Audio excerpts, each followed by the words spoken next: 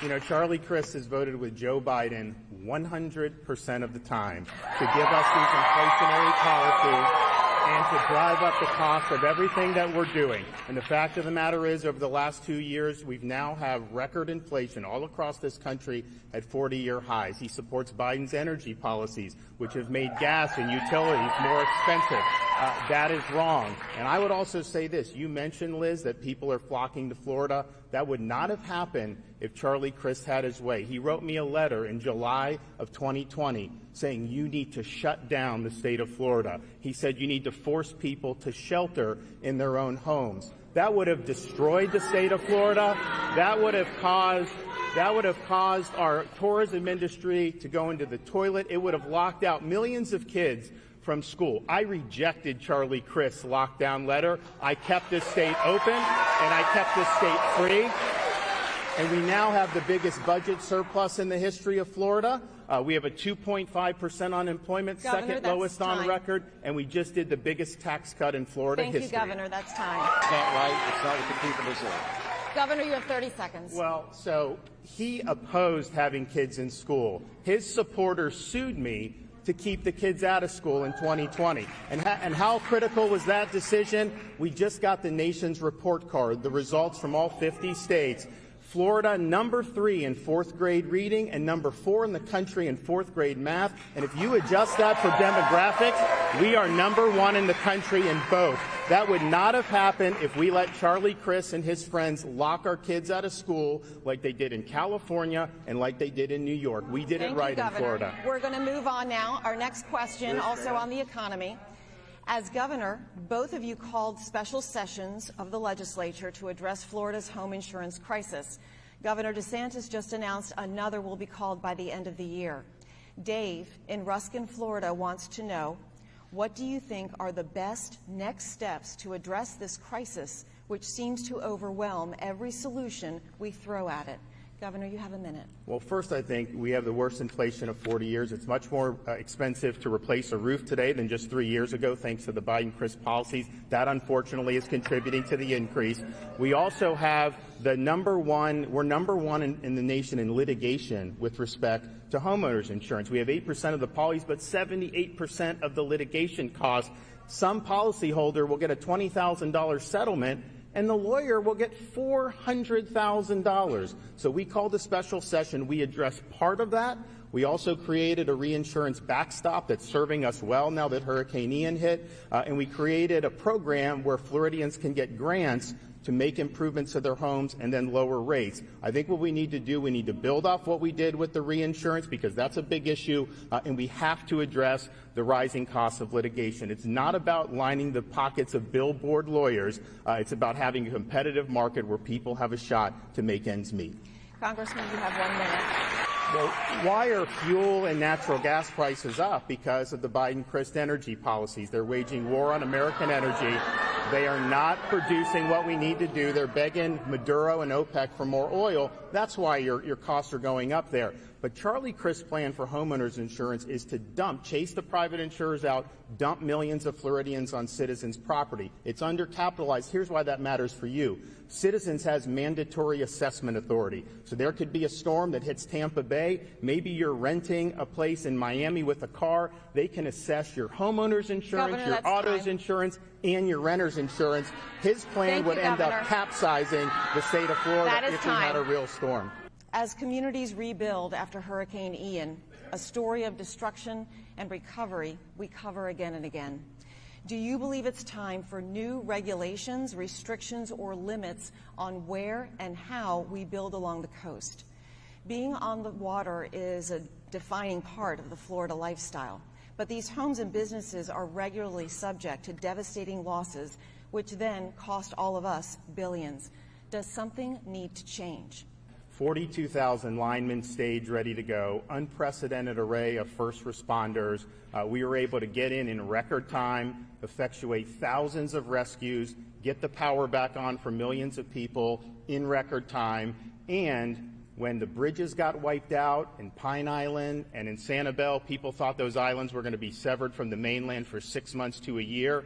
We did the Pine Island restoration in 3 days and we did the Sanibel Causeway restoration in 2 weeks. Now those islands have the ability to recover, and Charlie Crist is sitting there. You know what he was doing during this? He was in hiding out in Puerto Rico. He wasn't helping his community here. And then when he got back, what did he do? His campaign was soliciting campaign contributions from storm victims. That is unacceptable, and that's not what a leader would do in a time of despair. Congressman, you have 30 seconds. Governor, that's not true, and you. Well, listen, I know that Charlie's interested in talking about 2024 and Joe Biden, but I just want to make things very, very clear. The only worn-out old donkey I'm looking to put out to pasture is Charlie Crist. We are now going to move on to another topic that is top of mind for many Florida families: education. The pandemic and remote learning exposed parents to what was going on in America's classrooms like never before. Disputes over masks and reopening schools had parents across Florida demanding more say in their children's education. Part of your response, Governor, was to sign the Parental Rights in Education Act, which you, Congressman, called a, quote, heinous piece of legislation. Governor DeSantis, the Parental Rights in Education Act and the Stop Woke Act are centerpieces of your agenda for Florida schools. Why? And Congressman, do you believe it's important to educate students in kindergarten through 3rd grade about sexual orientation and gender identity? Congressman, you have 60 seconds. I would say when you oppose the Parents' Rights in Education bill, which prevents 6-, 7-, 8-year-olds from having sexuality, gender ideology injected in their curriculum, you are the one that's waging the culture war. I'm simply defending parents and students because it's inappropriate to have that in elementary school. It's inappropriate to tell a 6-year-old that they were born in the wrong body. It's inappropriate to tell an 8-year-old that they may have been born a girl, but maybe they're really a boy. That's wrong. We need to do the basics. We need to teach them to read, write, add, and subtract. And if we do that, we'll continue to lead in 4th grade reading and 4th grade math like we did in today's NAEP results, which is a great testament to having open schools and a lot of hardworking folks in our school system. I also signed, I'm the father of a 5-year-old daughter and a 2-year-old daughter as well as a 4-year-old son, but my daughters are very athletic, and we signed legislation to protect the right of women athletes, that you should not have someone competing on the men's team for 3 years and then switch to the women's team. Charlie Crist opposed that bill. He said he would have vetoed it. I'm going to protect women's sports in the state of Florida. You have 30 seconds. I think denying girls and women athletes the right to compete fairly, I think that's divisive. I think it's divisive to rip opportunities away from our girls in the state of Florida. And you want to talk about divisive? The day after Charlie Crist won his primary, he said, anyone that supports the governor, you have hate in your heart and I don't want your vote. Well, think what that means. I'm endorsed by every police group in the state of Florida. I'm endorsed by the firefighters. I'm endorsed by the truckers, the nurse anesthetists, Retail Federation, Farm Bureau. The whole cross-section of the state of Florida is backing me. They do not have hate in their hearts because they reject Charlie Crist. They want to keep Florida going and they want to keep Florida free. Our next question is also on education. Critical race theory has ignited controversy in school districts around the country. Here in Florida, it is now against the law to give lessons which might cause a student, quote, psychological distress because of actions in which the person played no part committed in the past by other members of the same race, color, national origin, or sex. What do you believe is the best way to address issues of race in our history and in modern life in the public school setting? Governor? Well, Florida statutes require teaching all of American history, including slavery, civil rights, segregation. It's important that that's taught. But what I think is not good is to scapegoat students based on skin color. It's not good to distort American history by saying that the American Revolution was fought to defend slavery, which is not true. I think we should have a history like Abraham Lincoln believed in our founding, like Frederick Douglass. These are great eternal principles. We've got a great Constitution, and people have used those principles to make great progress over the course of our country's history. I'm proud of our history. I don't want to teach kids to hate our country. I don't want to teach kids to hate each other. And the way to stop discrimination on the basis of race is to stop discriminating on the basis of race. Congressman? Thank you. So it actually, if you look around the country, they do have programs, unfortunately, where they will take a student, look at their race, say, okay, you're white, you're an oppressor. If you're black, you're oppressed. And think about what that does to a 6 or 7-year-old kid.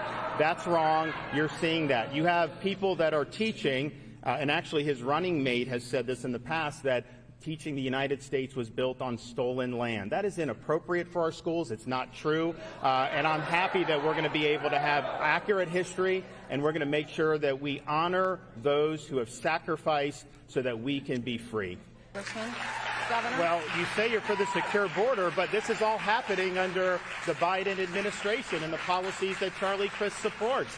We've had millions and millions of people pour in across illegally. We've had record numbers of fentanyl come in. We now see it ravaging our communities like never before. I didn't hear people like Charlie expressing outrage about that. We've had criminal aliens come into the country. We just had a sheriff's deputy from Pinellas County killed by a twice-deported illegal alien who came across the border illegally 6 months ago. I didn't hear any of the outrage about that. It's only when they go to D.C., New York, or, of course, Martha's Vineyard, then all of a sudden this is, you know why? Because we have elites in this country that want to impose policies on you, but they don't want to have to suffer the same consequences that you may have to in your community. What we did, it's sad that it comes to this, but what we did put this issue front and center. I think we need to reinstitute Remain in Mexico, and I think we need to secure the border because the fentanyl is absolutely out of control.